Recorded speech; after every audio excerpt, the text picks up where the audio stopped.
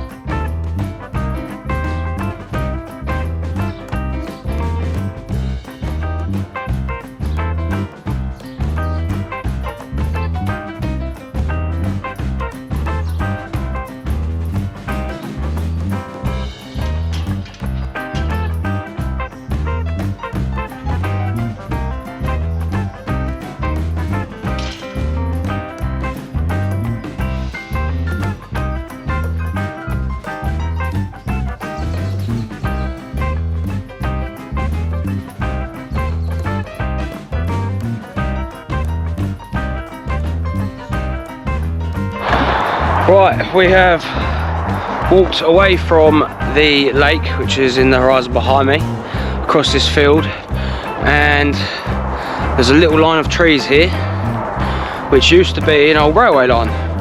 It used to go from, used to peel off at Dunton Green and go down through to Westerham, like through Braisted, sort of that way. Part of the old line is now actually the M25.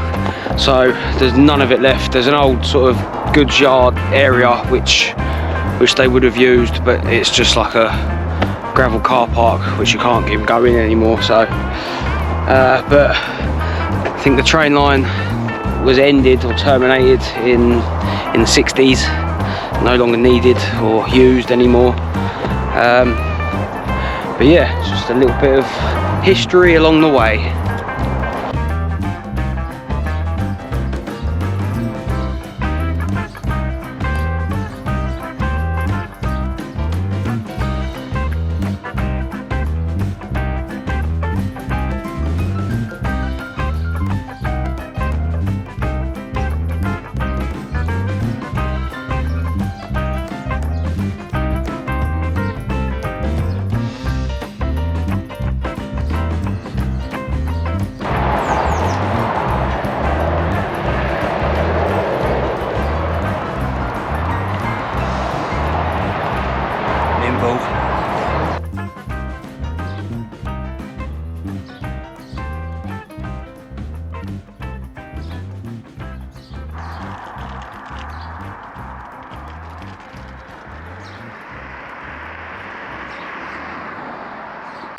go across another sign. So we started here and we've got to there.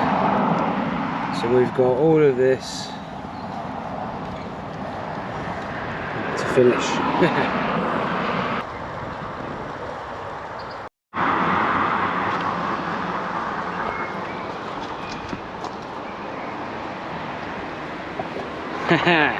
So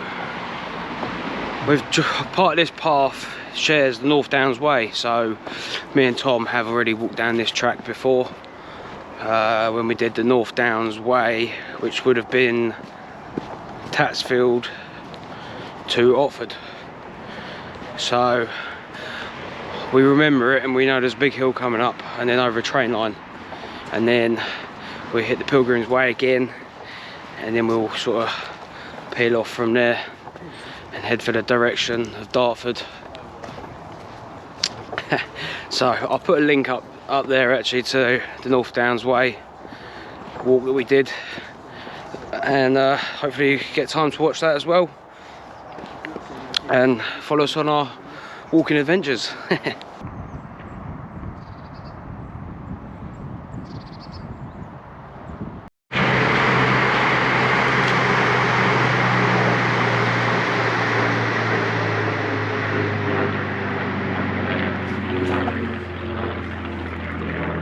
And a Spitfire. Back on the bridge over the railway. We've just had a train go under us and then a Spitfire fly over the top of us. This was pretty epic sight, the old Spitfires. I love them.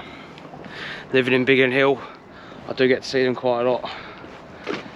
It's every time, it still makes the hairs on the back of my neck stand up. Really good.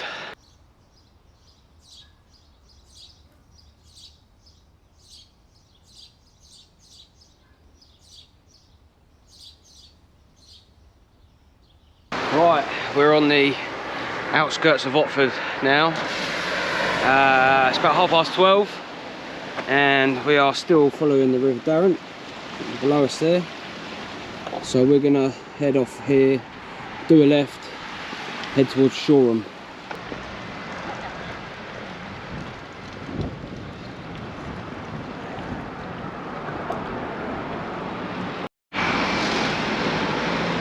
So this is the point where we say goodbye to the North Downs Way and we head off down this path alongside the river. Absolutely beautiful garden there, bridge going over the river, another bridge there into the person's garden.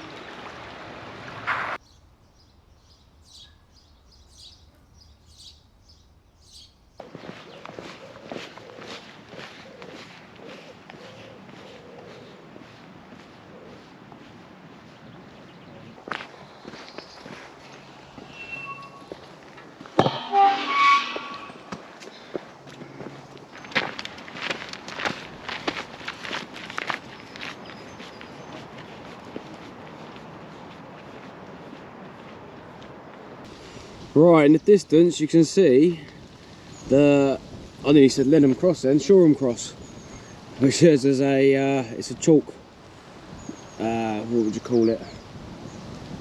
Like a chalk scraping on the side of the hill. That's what it is.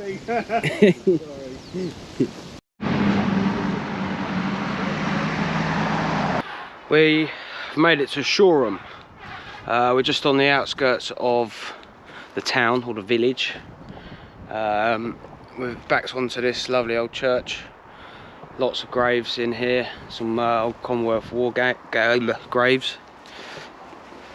So I have a little wander around here, and then there's a pub a little bit further on, so we're going to sit and have some lunch in there, I think, or a drink at least. And hopefully it's on the river. Hopefully they've got a pub garden, which would be nice. So I'll show you the church and then we'll see you at the pub.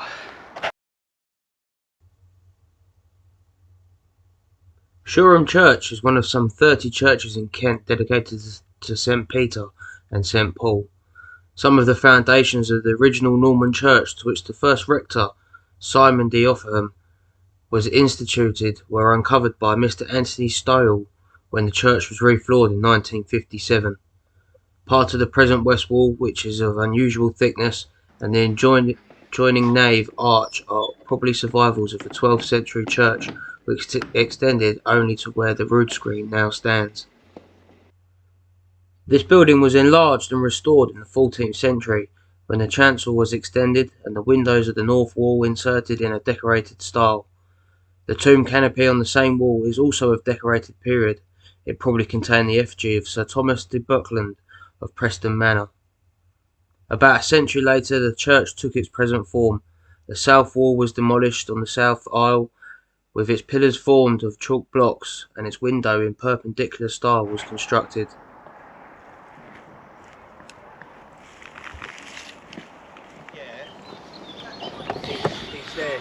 Right, nearly at the pub for a pit stop. Just crossed the River Darent again. And the sun's still shining. Birds are singing. And my mouth is very thirsty. So I have a nice cold one in here, I think.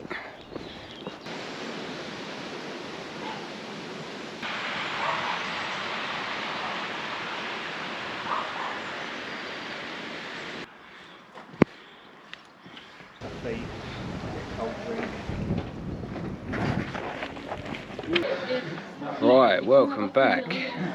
Me and Tom are sat in the Crown in Shoreham. It's very busy. You have to book a table, but because we're ramblers, they just said we can put a chair in the corner of the car park. So we're literally sat in the corner of the car park, But like a couple of outcasts. we've got a nice lemonade and lime. Tom's got a Coke. And a Magners. When in Rome. Very refreshing. You wouldn't want a warm one, would you? Hey. I'm going to sit and relax, enjoy the sun for a bit, then we'll head off, rejoin the trail. Lovely. Good. Right, it's just after 3 o'clock now, so chilled out in there for about 40 minutes. And we're just going to go down and rejoin the path and continue on to, what's the next town? Farnham? No, Farnham's near Guildford. Eynsford? Eynsford, yeah, Lullingstone Castle, Eynsford. We'll see the viaduct, we'll see a castle there, and a bit of a Roman villa as well. A whole Roman villa? A whole Roman villa. We won't be able to go in though, they built a building over it. So we won't have time to go in. Don't even know if it'll be open. So, cue some more walking shots.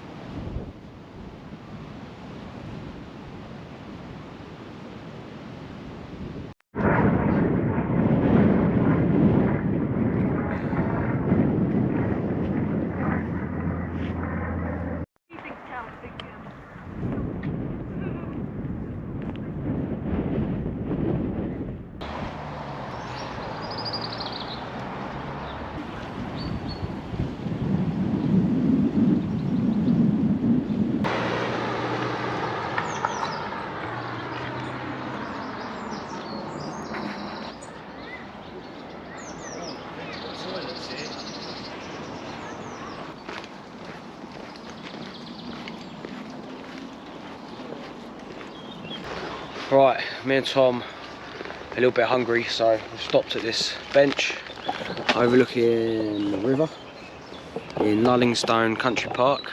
Right, Tom, what have you got for lunch?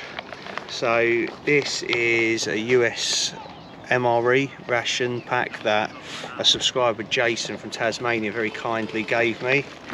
It's Italian sausage with pepper and onions in marinara sauce. Ooh, sounds fancy. Sounds decent. I've got a bit of chicken curry that Tom's donated to me.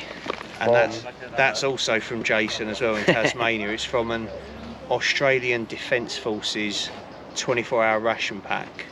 I had the vast majority of it, bar that meal. So I'm going to give it a go, review Luke's it. gonna I'll get it out review of the bag, for me. show you what it's like in a minute. Both meals, mine and Tom's meals, are in the flameless heat pack. We've never done it with two meals in one, but Yeah, these don't usually work even with one in, so I'm not holding out much hope. They're not good in the US ones. They're better in, like, the British ones are better. The FRHs. Let's see. I'll leave that for a couple of minutes, see if it heats I up. might have put too much in it. Which means they don't work then sometimes, but we'll see. And if it doesn't work, Eat it we're cold. eating it cold. Tom's now chowing down on a trail mix. We gave in with the flameless heat pack, and we're boiling some water and we're heating them up that way. If we're going to eat them, we might as well eat them hot, so we can use the water for a hot drink as well. So a couple of minutes off, and then I'll try it and let you know how they are, or how the chicken korma is. Right, I'm starving, so I'm going to tuck into mine. Sorry.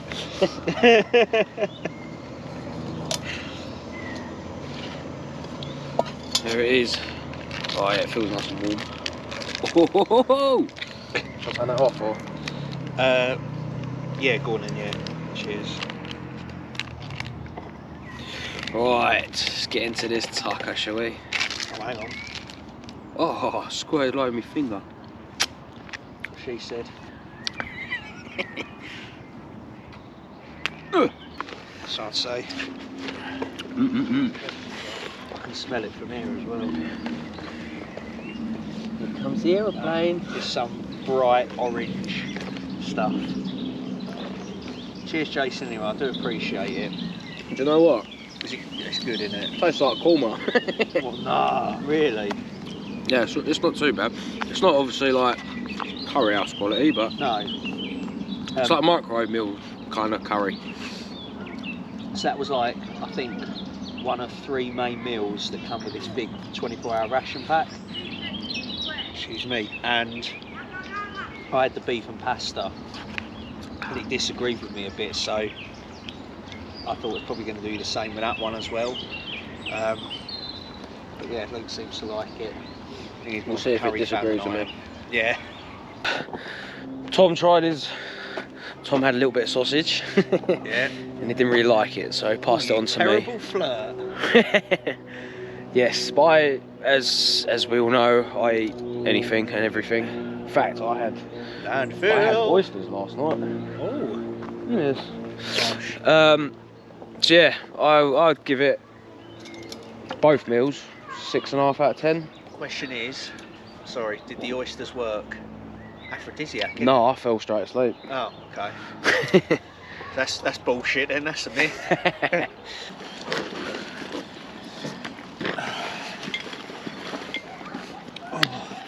We're on the road again. Oh.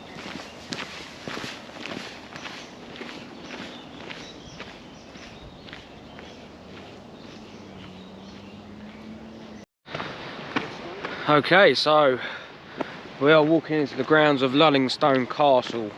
So hopefully, I don't know if the path goes right next to it, but hopefully we'll get some views of the castle.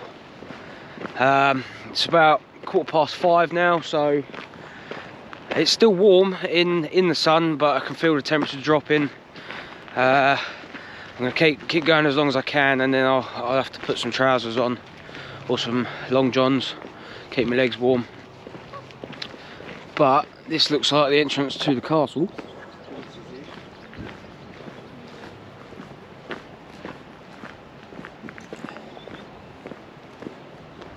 I don't know when it was built, but I'm sure I'll find out and put it on screen.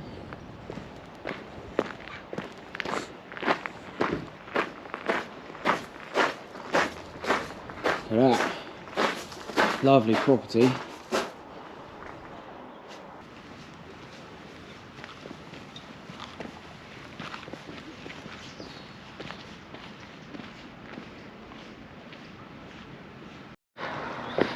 Here we have the building that contains Lullingstone Roman Villa. Unfortunately it's closed, and to be fair we don't really have time to go in. It's a bit of a trip back another day. But it's one of the best preserved Roman villas in the country, I believe. It just shows what people were living here 2,000 years ago, how they lived. But yeah, we're gonna head off this direction, and we'll get the old viaduct in the distance. If I go around this tree you'll see it. I did a little video for around Eynsford, a walk around here last year, so I'll put a link to that in the top corner. But yeah, there's the viaduct.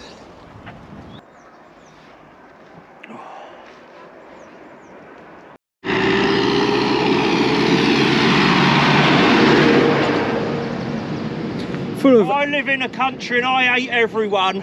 Full of agriculture around here.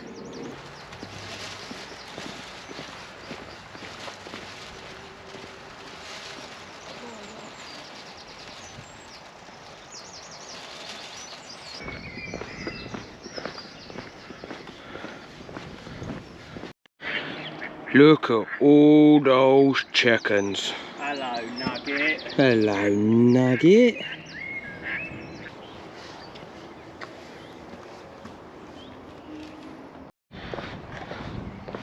We've made it into Eynsford. Now we're gonna head up this road. We cut along the back of Eynsford to Farnham. So we keep forgetting what it's called, the town. But it's that way. So that's where we're going.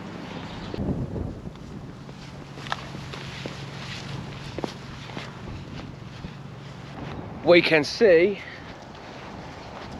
the remains, the ruins of Eynsford Castle, which is on that video that I did of Eynsford. We've got the church behind us. I think it's the Church of St Mary, but I cannot remember, so don't hold that against me. And then Farnham, well, there's a settlement over there, so I'm thinking that's probably them, because Farnham and Eynsford's not actually that far between each other. And then we've just got across the motorway, which is next to Farnham, and then we'll be in Horton, Kirby, and where we can put our feet up, relax, put a tent up, and enjoy. Enjoy.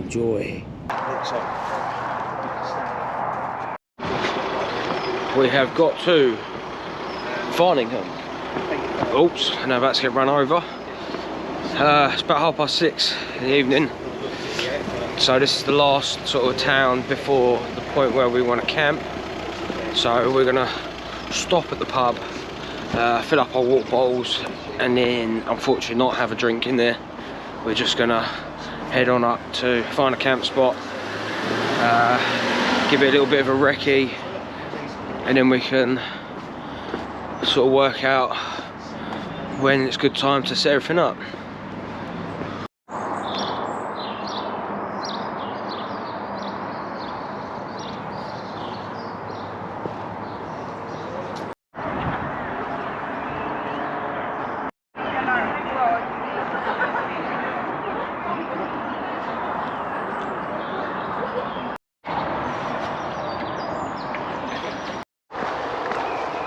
Just left Farnham. We stopped at the Lion Hotel, which looks to be their sort of grand hotel in Farnham. And you've probably just seen on the footage there was what they think is like a cattle like screen, stop cattle going downstream when they're crossing the river. Really nice guy in the hotel, filled up all our water bottles for us. Didn't have to buy a drink or anything. Says he was a scout leader and do anything to help people like us out, which is good.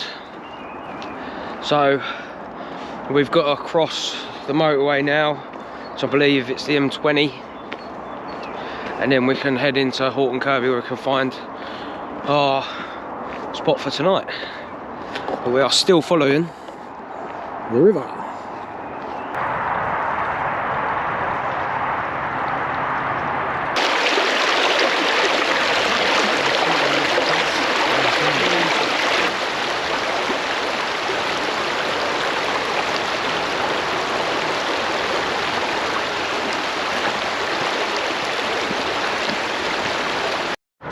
That's the biggest chicken I've ever seen.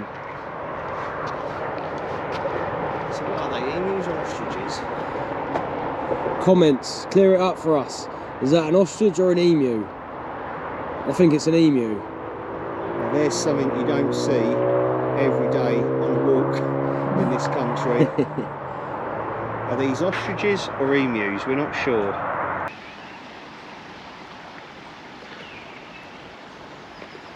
Hello.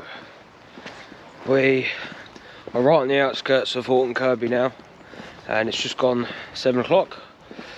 And this little stretch of the river is where we're planning on camping. Now there is a footpath, so it's going to have to be a stealthy sort of camp, up early and out. The ground's quite hard actually, so might have to fashion a hammer to get some pegs in. But you know, we can try and find a spot right on the river. That'll be absolutely pucker. We can sort of chill out and relax this evening. Yeah. But yeah, just trying to find a perfect spot. Haven't seen anyone walking for a while, so that's a good sign as well. Might get the odd person later on, but that's part of walking. You see other people. So right, I'll come back to you when we found a spot. We found our spot. We are gonna pitch up here. It looks like the path, but it's not. The path is along here. I was thinking about down here as well, but it's quite rooty and rocky. But we'll be right on the edge of the river here. Nice and flat as well. Get the 2 bivvies in. So we're going to set up and show you what it looks like when it's done.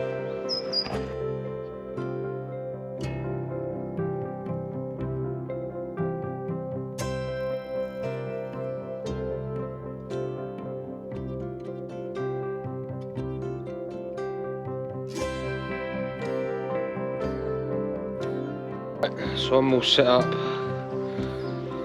by the river. Usual setup. Traverse 3/4 length ground mat, my Euro Hike sleeping bag, Van Gogh pillow. I've got the Rab Survival bivvy bag as well, just for an extra layer for warmth tonight in case it gets cold. And that's it. And this time I've put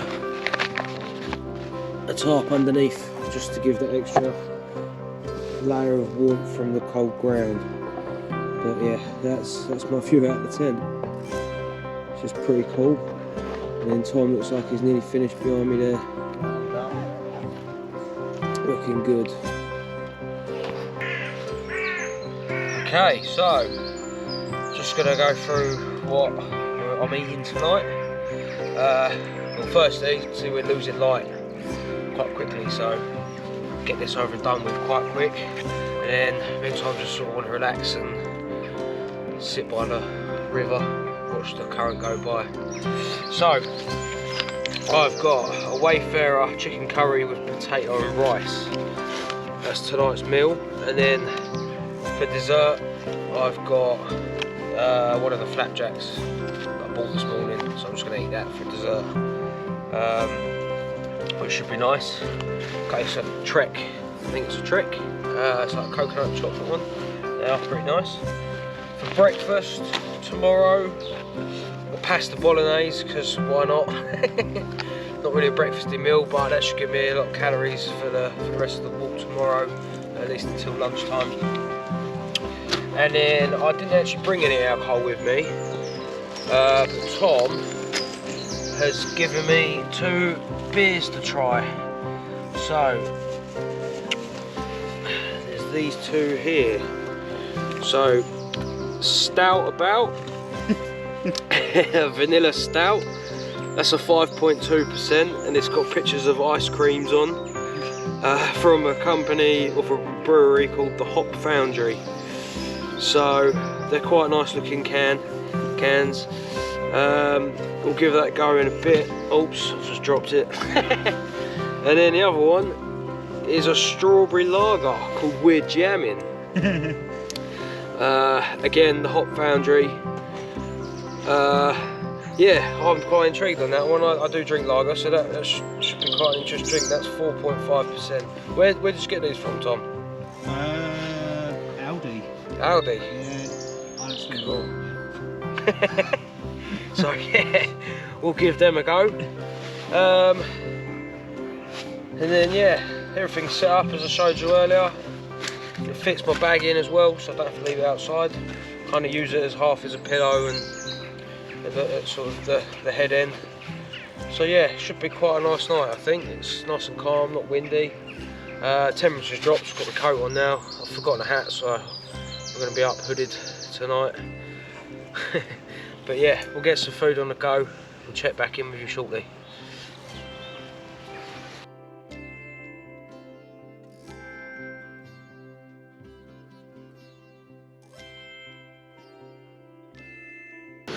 Okay, sports fans. Oh. Right, I have got water.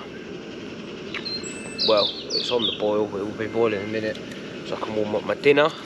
And in the meantime, I'm going to try one of these beers and try the stout about it. So, doesn't really give you anything on it, nothing interesting on the can. All it says is a full creamy stout with sweet hints of vanilla flavour. So, I guess there's only one way to find out what it tastes like, isn't it? This, by the way, is one of the alcoholic beverages I gave Luke this morning. Yes. It's a stout about it, and it's a vanilla stout from Aldi's. 5.2%, is it? It is 5.2. How the hell did I remember that? Is that filming me, your camera? It is, but I've not got the flash on it, so schoolboy error. Hang on. Right.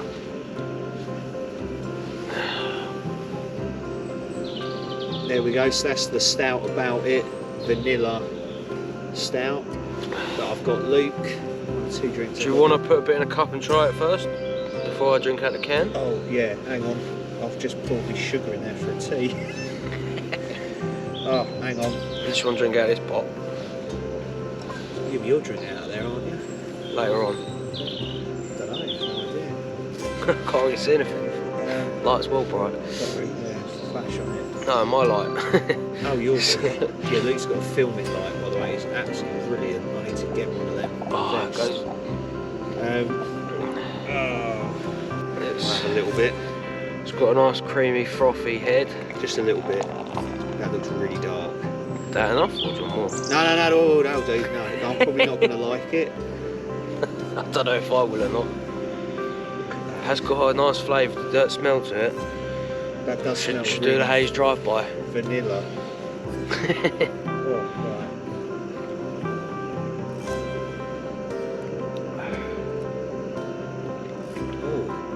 right. I can taste the vanilla, but I can. I don't normally like stouts, but I still don't like them. it's not bad. But I think once it settles, once you've opened it, then it's gonna the vanilla taste is gonna go. That's what I found with personally with a lot of beers and IPAs. It's not bad though. Because I don't really like stouts, it's having a 4.3 out of 10. I'd give it about a 4.5. I don't mind it, but I couldn't drink a lot of it. Nah. So, sorry about that. But, because there's an ice cream on the front of it, I feel like I want an ice cream now. Anyways, I'm putting my tea back in there. Yeah, it was alright. Jamming one might be better, who knows? Yeah, I'll save that one till last because I think that might be a bit better. Yeah.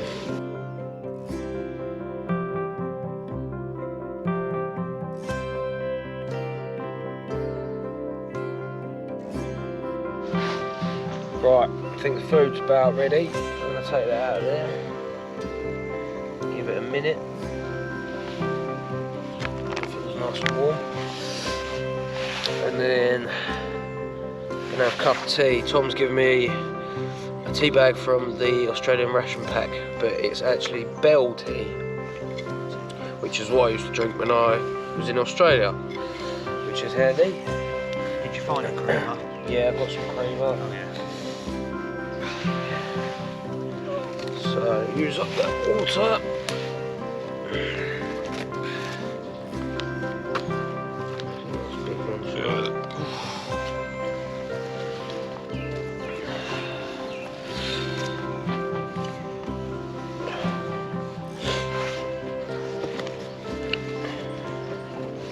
Nice cup of tea.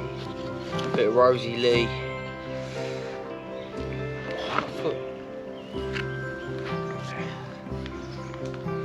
Just while that's brewing, I will show you another Chur Outdoors product.